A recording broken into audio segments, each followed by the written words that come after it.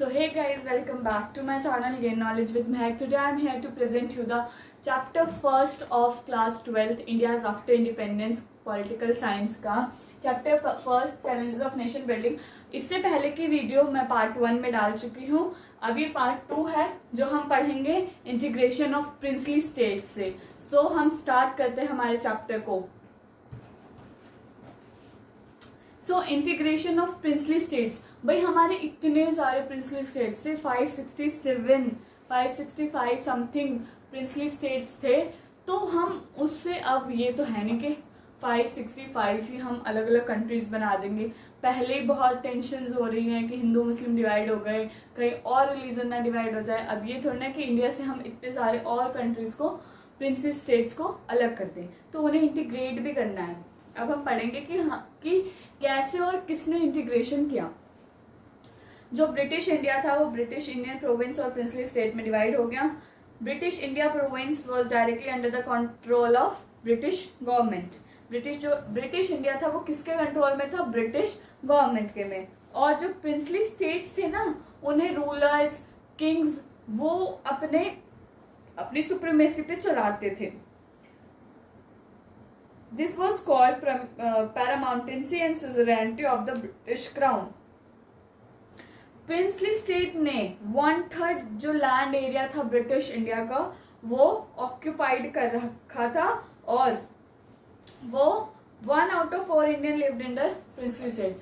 4 में से 1 जो इंडियन था वो किस में रहता था? Princely state. सो प्रॉब्लम क्या थी? जस्ट बिफोर इंडिपेंडेंस से पहले ही अनाउंस हो गया था कि जो ब्रिटिश है उसका रूल इंडिया में खत्म हो गया है, और जो प्रिंसली स्टेट्स क्राउन है वहां पे भी जो ब्रिटिश क्राउन्स है वहां का भी रूल उन्होंने खत्म कर दिया. तो इसका मतलब तो ये कि जो 565 प्रिंसली स्टेट्स है हमारी, वो क्या है? लीगली इंडिपेंडेंट हो गई है. या तो वो इंडिया को ज्वाइन कर ले, वो पाकिस्तान को ज्वाइन कर ले, या वो रिमेन इंडिपेंडेंट, खुद इंडिपेंडेंट रहे. उनके पास चॉइस थी. लेकिन हम ऐसा तो है नहीं ना कि हर कोई अलग अलग कंट्री बना लेगा. और इंडिया चाहती थी कि वो यूनाइटेड होकर रहे, इसलिए बहुत ज़्यादा आगे प्रॉब्लम्स हुई. प्रॉब्लम स्टार्टेड वेरी सून, क्योंकि जो ट्रेवनकोर के जो रूलर थे उन्होंने बोला कि वो हम इंडिपेंडेंस रहेंगे. निज़ाम ऑफ हैदराबाद ने भी बोला कि हम इंडिपेंडेंस रहेंगे. रूलर्स जैसे नवाब ऑफ भोपाल थे, उन्होंने ज्वाइन करने के लिए बोल दिया. मतलब कुल मिला के बात यह है कि कुछ रूलर्स मान गए ज्वाइन होने के लिए और कुछ नहीं माने. सो रिस्पॉन्स जो रूलर्स से प्रिंसली स्टेट का, उनका response means after independence there was a real possibility that India would get into further divided into a numbers of small countries. जो रूलर्स का रिस्पॉन्स था ना, उसके हिसाब से ऐसा लग रहा था कि अब इंडिया पहले ही 2 हिस्सों में डिवाइड हो चुका है, अब आगे भी इसका फर्दर डिवीजन होगा. जो प्रोस्पेक्ट था started bleak. It was a democracy for the people that in this was strange situation. ये बहुत ही स्ट्रेंज सिचुएशन थी. इंडिपेंडेंस से इंडिपेंडेंस का एम क्या था? यूनिटी था, सेल्फ डिटर्मिनेशन था, डेमोक्रेसी थी. लेकिन ऐसा नहीं हो रहा था. कंट्री तो डिवाइड ही होती नजर आ रही थी. सो अब हमारा नेक्स्ट टॉपिक है कि गवर्नमेंट की क्या अप्रोच थी.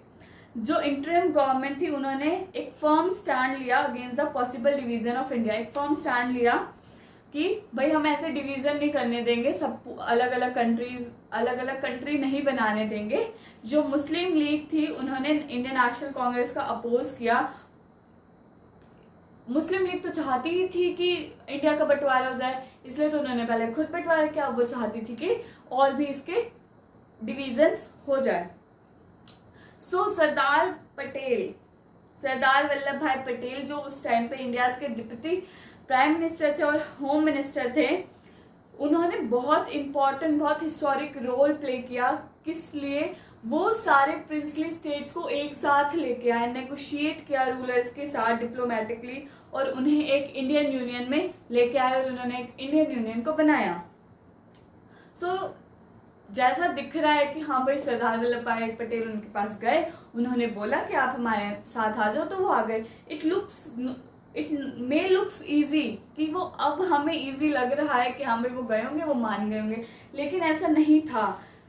26 स्मॉल स्टेट्स थे। जो उड़ीसा अब है ना, उस टाइम पे 26 छोटे छोटे स्टेट्स थे। अब उड़ीसा पूरा एक है, जब उड़ीसा में ही 26 स्टेट्स थे। और गुजरात 14 बड़े स्टेट्स और 119 स्टेट्स स्मॉल स्टेट से बना था। सोचो कि भाई एक ही स्टेट के अंदर इतने सारे स्टेट्स थे, तो सब अलग अलग हो जाते। सो गवर्नमेंट की अप्रोच को 3 कंसिडरेशन से गाइड किया गया। पहला कि जो पीपल है most of the princely state के, वो अपना clearly wanted to become part of Indian union, कि वो इंडियन यूनियन का पार्ट बनना चाहते हैं। सेकेंडली जो गवर्नमेंट है वो एक फ्लेक्सिबली होगी, कि वो उन्हें कुछ ऑटोनॉमी वो देगी। और आइडिया था वो कॉम्बिनेट करने का, वो प्लूरलिटी था, और फ्लेक्सिबली उनको अप्रोच किया, उनकी डिमांड पूरी करी। थर्डली बैकड्रॉप ऑफ पार्टीशन, जो कि फोकस लेके आता है ओवर डिमार्केशन ऑफ टेरिटरी का बंटवारा करने के लिए, और इंटीग्रेशन और कंसोलिडेशन देने के लिए टेरिटोरियल बाउंड्रीज को nation has assume supreme importance. कि पार्टीशन से पहले ही टेरिटरी को डिमार्केशन हो चुका है, बंटवारा हो चुका है, अब हम और बंटवारे नहीं करना चाहते, इसलिए वो इंडियन यूनियन में सारे प्रिंसली स्टेट्स को लेके आता है। After that before 15 August 1947 peaceful negotiations हुई। ऑलमोस्ट सारी टेरिटरीज जो थी वो न्यू बाउंड्रीज इंडियन यूनियन में आ गई। उन्होंने क्या साइन किया, ये बहुत इंपॉर्टेंट है कि उन्होंने क्या साइन किया जिससे वो इंडियन यूनियन में आए। Instrument of accession, instrument of accession बहुत इंपॉर्टेंट चीज है ये, कि उन्होंने क्या साइन किया इंडियन यूनियन में आने के लिए। Instrument of accession, which mean that ये एक लीगल डॉक्यूमेंट था, जिसका मतलब क्या था कि अब वो प्रिंसली स्टेट नहीं रही और वो इंडियन यूनियन में आ गए हैं। एसेशंस जो थे प्रिंसली स्टेट के, जैसे जूनागढ़, हैदराबाद, कश्मीर और मणिपुर, बहुत डिफिकल्ट हुआ इन्हें मनाने के लिए। इशू ऑफ जूनागढ़ तो बहुत सॉल्व हो गया था, लेकिन अब हम इसमें हैदराबाद और मणिपुर का पढ़ेंगे कि उन्हें कैसे मनाया गया। हैदराबाद बहुत बड़ा प्रिंसली स्टेट था पूरे इंटायर टेरिटरी में, क्योंकि जो ओल्ड हैदराबाद था उसका अब महाराष्ट्र, कर्नाटक, आंध्र प्रदेश में भी अभी उसका पार्ट है, वो टुडेज पार्ट ऑफ। और जो वहाँ का जो लीडर था, रूलर था, उसका टाइटल क्या था, निजाम ऑफ हैदराबाद। क्या था, निजाम ऑफ हैदराबाद। ठीक है, निजाम जो था वो अपना इंडिपेंडेंट स्टेट चाहता था। He entered into what he called stand still agreement. उसने स्टैंड स्टिल एग्रीमेंट इंडिया के साथ साइन किया नवंबर 1947 में, 1 साल के लिए, कि मैं 1 साल पहले तुम्हारे साथ नेगोशिएशन करके देखूंगा, अगर मुझे ठीक लगा तो ठीक है, वरना मैं अपना एक इंडिपेंडेंट कंट्री बनाऊंगा। इन द मीन टाइम जो मूवमेंट थी पीपल्स की हैदराबाद स्टेट में निजाम रूल के अगेंस्ट में शुरू हो गई। लोगों ने प्रोटेस्ट करना शुरू कर दिया। विक्टिम्स जो थे कि हम निजाम हमारे ऊपर जबरदस्ती अपोज करता है, हमारे ऑपरेसिव रूल करता है। वुमेन्स बहुत ज़्यादा लार्ज नंबर में ज्वाइन हुई। हैदराबाद जो था वो नर्व सेंटर बन गया था इस मूवमेंट का। कम्युनिस्ट जो और हैदराबाद कांग्रेस थे वो फोरफ्रंट में आए। निज़ाम ने रिस्पॉन्ड करा। उन्होंने पहला पैरामिलिट्री फोर्स को बुला लिया जिन्हें रजाकार्स कहते हैं, और एट्रोसिटीज़ कराने लगे, लोगों को पिटवाने लगे, जेल में बंद कराने लगे। रजाकार्स नो बाउंड, उनका मर्डर करा, मेम करा, रेप करा, लूटा गया उन्हें, और नॉन मुस्लिम्स को सबसे ज़्यादा टारगेट करा गया, क्योंकि हैदराबाद में सबसे ज़्यादा मुस्लिम्स अभी भी हैं। सेंट्रल गवर्नमेंट को ने भी अपने आर्मी को ऑर्डर दे दिए कि वो इस सिचुएशन को टैकल करे, और कुछ ही दिनों बाद निज़ाम को सरेंडर करना पड़ा और हैदराबाद इसमें लेड हो गया इंस्ट्रूमेंट टू एसेशन। बिना ही वो करे उसने सरेंडर कर दिया और वो यहाँ पे एंटर हो गया। अब बात आती है मणिपुर की। कुछ दिन पहले इंडिपेंडेंस के महाराजा ऑफ मणिपुर, नाम याद रखना, बोधा चंद्र सिंह ने इंस्ट्रूमेंट ऑफ एसेशन साइन किया इंडियन गवर्नमेंट के साथ, और उन्हें एश्योरेंस दिलाए इंटरनल ऑटोनॉमी की मणिपुर की जो रहेगी वो मेंटेन रहेगी। Under the pressure of public opinion, public के प्रेशर से महाराजा ने इलेक्शन हेल्ड कराया मणिपुर में जून 1948 में, और स्टेट को एक कॉन्स्टिट्यूशनल मोनार्ची बनाया गया, तानाशाही का रूल बनाया गया। कहाँ पे? मणिपुर में कॉन्स्टिट्यूशनल मोनार्ची बनाई गई। इलेक्शंस तो कराए लेकिन कॉन्स्टिट्यूशनल इलेक्शंस कराए जिससे मोनार्ची आए। दस मणिपुर जो वो पहला पार्ट था जिसने इलेक्शंस कराए यूनाइटेड अडल्ट फ्रेंचाइज के अंडर में। In the legislative assembly of Manipur there were sharp difference questions कि मणिपुर को हम इंडिया के साथ मर्ज कैसे करेंगे, बहुत ज़्यादा क्वेश्चंस हो रहे थे। वाइल जो स्टेट कांग्रेस थी वो मर्जर चाहती थी, लेकिन जो अदर पॉलिटिकल पार्टीज थी वो इसका अपोज कर रही थी। वो कह रहे थे ना कि हमें इंटरनल ऑटोनॉमी भी हमारा पार्ट चाहिए, तो वो कांग्रेस जो थी वो रेडी थी, लेकिन जो अदर पॉलिटिकल पार्टीज थी वो अपोज कर रही थी उनके साथ। इसलिए गवर्नमेंट ऑफ इंडिया ने महाराजा के साथ एक साइन किया मर्जर एग्रीमेंट इन सितंबर 1947 में, बिना लेजिस्लेटिव असेंबली के मेंबर से कंसल्ट करते हुए। उसकी वजह से बहुत ज़्यादा एंगर हुआ, मणिपुर में लोग भड़क गए, लोगों ने फिर से प्रोटेस्ट करना शुरू कर दिया, लेकिन देयर इज कोई फायदा नहीं था उसका, क्योंकि मणिपुर ने तो पहले ही इंस्ट्रूमेंट ऑफ एसेशन साइन कर दिया था। अब है रीऑर्गेनाइजेशन ऑफ स्टेट्स। जैसा कि हम सब जानते हैं कि पहले हरियाणा पंजाब एक ही था, फिर बंटवारा हुआ, पहले मध्य प्रदेश महाराष्ट्र ये एक ही थे, गुजरात एक ही था, फिर अलग हुआ। ऐसे ही रीऑर्गेनाइजेशन ऑफ स्टेट्स कैसे होता है? जो प्रोसेस था नेशन बिल्डिंग का अभी खत्म नहीं हुआ कि पार्टीशन हो गया और खत्म हो गया, इंटीग्रेशन हुआ प्रिंसिपली स्टेट्स का तो खत्म हो गया। अब चैलेंज था कि इंडियन स्टेट्स की बाउंड्रीज को कैसे बनाएंगे। जो ब्रिटिश ने बाउंड्री बनाई थी वही रहेगी या आगे भी कुछ बनेगी? कॉलोनियल रूल पे जो स्टेट बाउंड्रीज थी वो ऐसे ही एडमिनिस्ट्रेटिव के कंपैरिजन में बना दी थी कि हाँ भाई ये इंडिया है, ये ऐसे ये इंडिया है, यूं करके। ज़्यादा मैप पे वो मत करना, नॉर्मली ड्राइंग मैप, ठीक है। ये जम्मू कश्मीर है, ये हिमाचल प्रदेश है, ये यहाँ पंजाब, ये इतना सा हरियाणा, इतने से दिल्ली, ये यूपी, ये बिहार। ऐसे उन्होंने नॉर्मल एडमिनिस्ट्रेटिव के उस पे बेसिस पे ड्रॉ कर दिया था। किसने कर दिया था? कॉलोनियल रूल में ब्रिटिशर्स ने।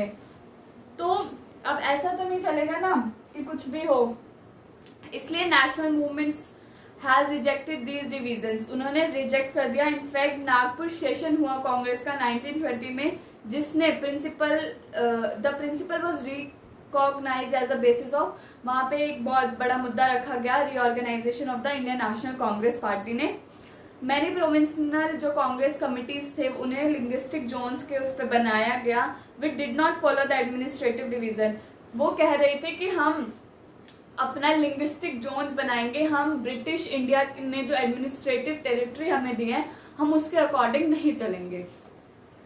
Things change. इंडिपेंडेंस और पार्टीशन के बाद चीज़ें बदल गई। जो लीडर्स थे वो स्टेट्स को लैंग्वेज के अकॉर्डिंग में बांटने लगे, डिसइंटीग्रेशन होने लगा। This was also felt they would draw attention away from the social और इकोनॉमिक, और कुछ को ये भी लग रहा था कि वो सोशल और इकोनॉमिक चैलेंजेस से क्या कर रहे हैं, नजर हटाने के लिए, अटेंशन हटाने के लिए सब कर रहे हैं। The central leadership decided to postpone matter. Central leadership ने क्या मैटर को पोस्टपोन करने के लिए डिसाइड किया। Postponement also failed because the fate of princely state had not decide, क्योंकि प्रिंसली स्टेट्स का अभी कोई भरोसा नहीं था। Also the memory of the partition was still fresh, और पार्टीशन की जो मेमोरी वो तो अभी भी चली रही है। डिसीजन जो था नेशनल लीडरशिप का वो लोकल लीडर्स से बहुत ज्यादा चैलेंज किया गया।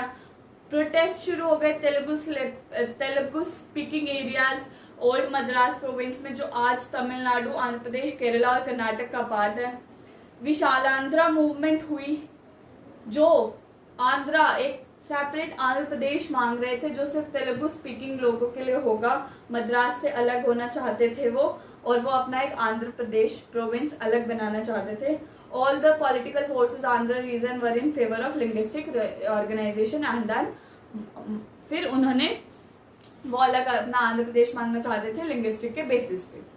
मूवमेंट ने बहुत ज़्यादा सेंट्रल गवर्नमेंट वेसिलेशन की अटेंशन को गैदर किया। पोती श्रीरामुलु ये एक लीडर है, कांग्रेस लीडर, वेटरन गांधी जी हैं। ये इंडेफिनेट फास्ट पे चले गए until death after 56 days। 56 days ये फास्ट पे रहे। इनसे बहुत ज़्यादा अनरेस्ट और वायलेंट फैल गया, क्योंकि ये अंटिल डेथ तक था। 56 दिन बाद इनकी डेथ हो गई। बहुत लार्ज नंबर ऑफ जो पीपल्स थे वो गलियों में आ गए, उन्होंने प्रोटेस्ट करना शुरू कर दिया, पुलिस ने भी फायरिंग करना शुरू कर दी। फिर दिसंबर 1952 में प्राइम मिनिस्टर ने सेपरेट आंध्रा के लिए अपनी अनाउंसमेंट कर दी। So formation of Andhra spark the struggle for making other nation. अब आंध्रा में ऐसा हुआ है तो दूसरी अदर स्टेट्स तो ऐसा करेंगे, इसलिए स्ट्रगल जो था वो सेंट्रल गवर्नमेंट में आया। फिर स्टेट रीऑर्गेनाइजेशन कमीशन बनाया गया 1953 में, जिसमें रीड्रॉइंग, दोबारा बाउंड्रीज को रीड्रॉ करने का क्वेश्चन उठाया गया स्टेट्स की। The commission in its report accepted that the boundaries of the state should reflect the boundaries of different languages, कि जो अब हम बाउंड्रीज बनाएंगे वो लैंग्वेज के अकॉर्डिंग हम बाउंड्रीज बनाएंगे। सो स्टेट रीऑर्गेनाइजेशन एक्ट जो था वो 1956 में पास हुआ। 1953 में अपॉइंट किया गया था, 1956 में पास हुआ, और 14 स्टेट का और 6 यूनियन टेरिटरी का इसमें क्रिएशन हुआ, बनाई गई। One of the most important concern in the early years was the demand of separate state. सब अपने अपने सेपरेट स्टेट बनाते थे, जो कि यूनिटी ऑफ कंट्री को इंडेंजर, खतरा था उसके लिए। It was failed that linguistic states में फर्दर सेपरेटिज्म, या तो लिंग्विस्टिक स्टेट सेपरेट कर देगी या प्रेशर करेगी नया स्टेट बनाने में। लेकिन लीडरशिप जो पॉपुलर प्रेशर के अंडर में उनके पास, उन्होंने चॉइस दी लिंग्विस्टिक स्टेट को। It was hoped that if we accept the regional and linguistic claims of all religions, the threat of division and separatism would be reduced. कि हम अगर उन्हें linguistic claims दे देंगे, religions दे देंगे, तो हमें separatism का जो खतरा है वो कम हो जाएगा, threat division का। Besides the accommodation of regional demands and the formation of linguistic states were also seen as more democratic. अगर हम उन्हें रीजनल डिमांड्स उनकी पूरी करेंगे, फॉर्मेशन बना देंगे linguistic states according to the language, तो हमारी इस कंट्री को डेमोक्रेटिक भी देखा जाएगा। Now it was more than 50 years since the formation. 50 साल से ज़्यादा हो गए लिंग्विस्टिक स्टेट को बनाए हुए। हम कह सकते हैं फॉर्मेशन जो हुआ था लिंग्विस्टिक स्टेट्स का और इन मूवमेंट का, ये एक डेमोक्रेटिक पॉलिटिक्स और लीडरशिप से बेसिक वेज हैं। So the part to politics and power and now open to people. अब जो पॉलिटिक्स और पावर्स है वो पीपल के लिए ओपन हो चुकी है। कुछ इंग्लिश स्पीकिंग एलाइट्स बन चुके हैं, लिंग्विस्टिक रीऑर्गेनाइजेशंस ने बाउंड्रीज बना दी हैं, यूनिफॉर्म बाउंड्रीज बना दी है। Did not lead to disintegration. अब कंट्री का डिसइंटीग्रेशन नहीं हो सकता, ऑन द कंट्रेरी इससे बल्कि एक नेशनल यूनिटी बढ़ी है, स्ट्रेंथन हुई है। Above all, the language state underlined the acceptance of the principle of diversity. जो लिंग्विस्टिक स्टेट थे उन्होंने प्रिंसिपल ऑफ डाइवर्सिटी को एक्सेप्ट किया है। जब हम कहते हैं कि इंडिया ने डेमोक्रेसी को अडॉप्ट किया है, तो it doesn't simply means that India embarrass, कि इसका मतलब ये नहीं है कि इंडिया का एक डेमोक्रेटिक कॉन्स्टिट्यूशन है, nor does it mainly means that, ना ही इसका ये मतलब है कि इंडिया इलेक्शंस कराती है तो वो डेमोक्रेटिक कंट्री है। The choice was larger than that, इसका मतलब इससे ज़्यादा है। It was a choice of favour of recognition and accepting the existence of different with could be opposition, कि इंडिया ने लोगों की बात मान के उसे रिकॉग्नाइज किया है, उसे एक्सेप्ट किया है। Democracy in other word was associated with pluralities of ideas and ways of life, कि डेमोक्रेसी का मतलब है प्लूरलिटी, अलग अलग आइडियाज, अलग अलग way of life. Much of the politics in later period was take place within this framework, कि पुराना जो पॉलिटिक्स वर्क है, पीरियड है, वो इसी फ्रेमवर्क में है। तो जैसे ये जो इसके नीचे है fast forward creation of new states, इसमें बहुत लिखा है कि जैसे गुजरात और मराठी स्पीकिंग पीपल थे, गुजरात और महाराष्ट्र अलग हो गया, ऐसे हिमाचल प्रदेश हरियाणा अलग हो गया, पंजाब अलग हो गया। तो ये पढ़ लेना, ये बहुत इंपॉर्टेंट है। इसमें स्टेट्स का ईयर पूछा जाता है कि कब कौन सा स्टेट अलग हुआ। 2000 में झारखंड, छत्तीसगढ़, उत्तराखंड अलग हो गए, तो ये सब एक बार पढ़ लेना। सो दैट्स इट, ये था हमारा एनसीईआरटी एक्सप्लेनेशन चैप्टर फर्स्ट का। आई होप आपको मेरी वीडियो पसंद आई हो। अगर पसंद आई हो तो please don't forget to like, share and subscribe my channel. Thank you.